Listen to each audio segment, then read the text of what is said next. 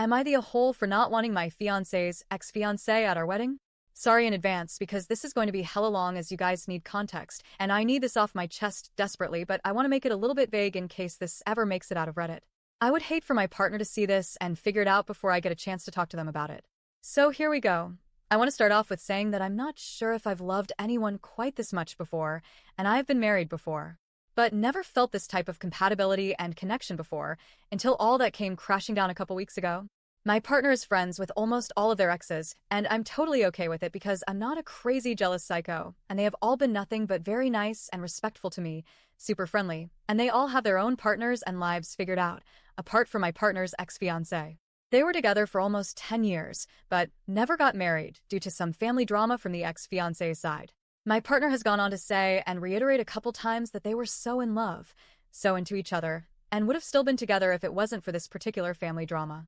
They also broke up almost 3 years before we got together. However, they were still sleeping together that whole time, up until a month before my partner met me. This already rang alarm bells when I heard it, but I shrug it off because I thought it was my past experiences and traumas talking through me, and not common sense. I try to be very mindful of giving people their own space, and letting them be themselves fully, speak how they want, and be authentic. However, I would still be with my ex if not for this one thing. Is not pleasant to hear, but I figure they just had a super strong, loving bond, and okay, I moved on. I never made any problems out of them being friends. I even tried a few times to reach out to this ex myself to become friendly. I sent them a couple of memes and tried to strike up small talk a few times on my own initiative, but they've always been super weird with me, making strange flirty comments to my partner when they've been speaking on the phone, for example, or being condescending about me and my family. I don't want to go too much into detail about what they said to not make myself identifiable, but I gave them grace and 3 chances to become friends. They blew them all by completely disrespecting me and my relationship. This ex even implied that they talk with my partner secretly when I'm at work, probably to get a reaction out of me to see if I'll bite. I blocked them everywhere. My partner knows this, but I'm okay with them still being friends, if that's what my partner wants. I'm cool with it as long as I don't have to be forced to be friends with this ex, because I have no reason to want to do that after how they treated me. My partners said they understand and were cool with that. They said they don't want to choose my friends for me just like they wouldn't want me choosing theirs. Fair. Anytime they speak on the phone, they run to the other side of the garden, start wandering aimlessly to get away from me. It seems avoidant, like they don't want me to hear them talking, and I was okay with that too. Everyone has a right to private conversations. I get it. Okay, maybe I stopped being super enthusiastic about this person and stopped asking, how is so and so? After they spoke on the phone or whatever, stopped wanting to become acquainted, however still remained completely civil, said hi when I had the chance, was polite as required. All was great until the final blow came. My partner asked me if they could invite their ex-fiancé to our wedding.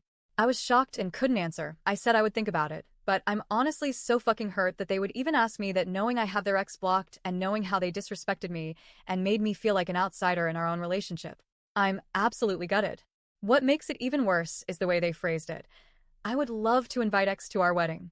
They're my friend, and I have a sentiment towards them. I will completely understand if you don't want them there, and I will absolutely respect that decision, but I would like them to come. At first I was sad and enraged. If you'll completely understand and respect that I don't want them there, then you've just answered your own question, have you not? I feel like a deer in the headlights. This has completely killed my excitement for the wedding, and it's made it hard to even think about. In previous relationships, my boundaries were violated to quite an extreme extent, and my partner knows this. The wedding I had before was a sham. It wasn't mine, wasn't how I wanted. I had to compromise a lot and do things in spite of myself back then. It was awful. Not only the wedding, but the whole marriage. Both me and my ex contributed to that fact. I've taken full accountability for my part in it, and I've gone through extensive psychotherapy to learn to love myself again and set healthy boundaries, speak up for myself, and be assertive, among other things. I've been in that healthy space for over 3 years now. However, after hearing that question, I feel like I've taken 100 steps back, and the ache is so deep it's giving me cold feet about the whole wedding. I feel small and insignificant, like an afterthought, a plaster for an ache of an unrequited love, like a fucking second choice. I love my partner completely, and I want them to be happy. That's why I think if they really want their ex to be there, and it means a lot to them, then they should be able to do that. However, I also love myself, and want to put my peace and well-being first, so I'm totally stuck. On one hand, I think I have a right to feel how I feel. On the other hand, I don't want to seem totally unreasonable. I'm not and never have been the type to give anyone ultimatums. I would never say it's either me or them, but at this point I don't think I can do it. Any advice would be greatly appreciated. And if I get none, at least it feels good to write it down and get it off my chest to process it before I ultimately have to talk to my partner about it. I don't want to lose them, but I also don't want to lose myself again in the name of love. I'm happy to never get married again, if that's what it takes to keep myself and my boundaries intact. I'm done being a pushover. Am I the a-hole? Update. I mustered up the courage to speak to my fiancé today, after all of your heartfelt comments, all the great advice and encouragement, even in the form of harsh, cold truths. Therefore, I have to start by saying a massive thank you to everyone who contributed something to the post. It validated my feelings and helped me not feel so alone with my thoughts. I appreciate every single one of you. I couldn't sleep last night after reading a few of your comments. They were very hard-hitting and made me reconsider not only my behavior and thought patterns, but my values as well. Because although I had strong moral values, I was not upholding them at all by not speaking up for myself. That changed today. I woke up and knew that I couldn't hold it longer and had to let it flow out naturally, just like in my original post.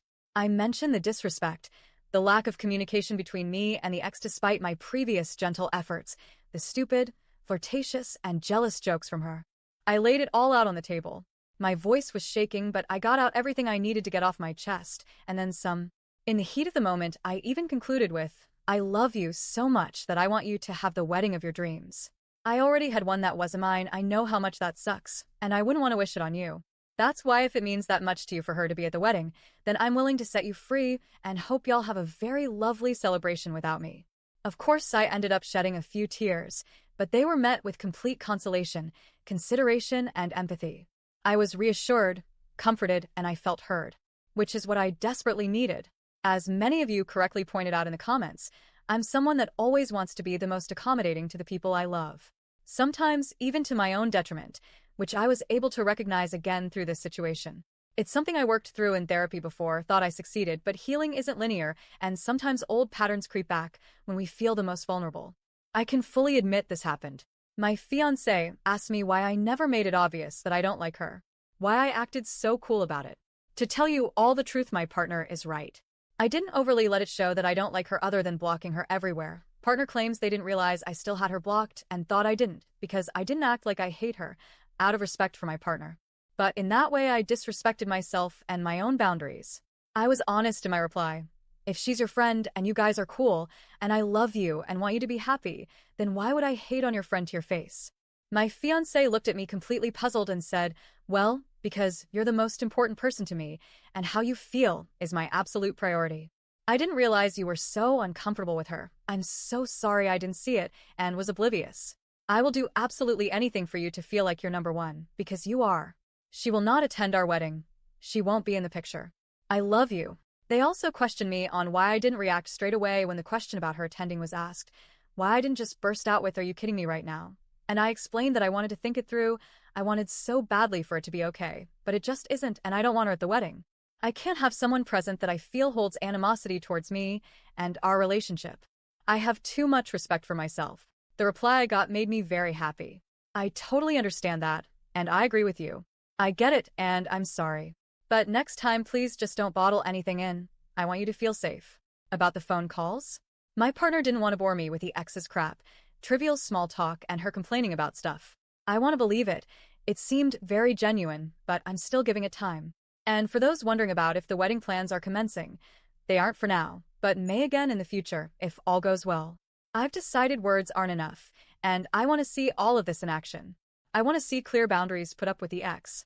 This was the only thing in our relationship that made me uncomfortable, her being so out of touch, lacking decorum and disrespecting our union, and my partner being so oblivious to it.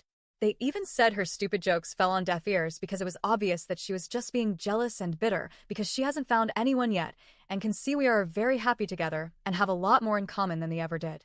My partner apparently found her jokes quite pathetic and said she always was a bit rude and tactless, which is something they never liked about her. Sounds a lot different than we'd still be together if it wasn't for her crazy, overbearing mother, but alas, I'm giving it a chance. Lesson to take away from this situation for me. Continue working on assertiveness and speaking up. This is a gradual process. Don't bottle things in. That doesn't mean burst out into flames every time an uncomfortable feeling arises, but sit with it for a moment and let it be heard. Always speak your truth no matter the outcome. And if no change is made and the ex reappears with a vengeance, they can have each other.